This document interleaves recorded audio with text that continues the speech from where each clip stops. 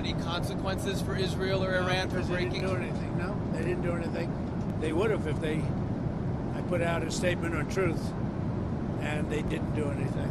Sir, how are you confident that this might not happen again? Say in a couple weeks that... Tired of it. I think they don't want it to happen again.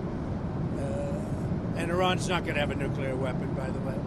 I think it's the last thing on their mind right now.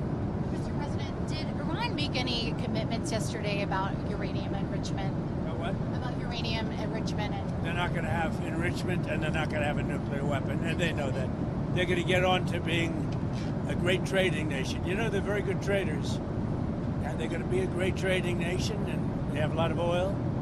They're going to do well. They're not going to have a nuclear weapon. So did they The promise? last thing on Iran's mind right now is nuclear weapons.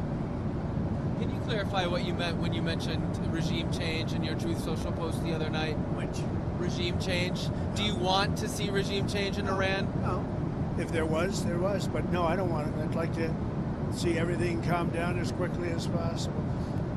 Regime change takes chaos. And ideally, we don't want to see so much chaos. So we'll see how it does. You know, the Iranians are very good traders, very good business people, and they got a lot of oil. They should be fine. They should be able to rebuild and do a good job. They're never going to have nuclear, but other than that, they should do a great job, which is exactly where I've been saying for years. You cannot let Iran have a nuclear weapon.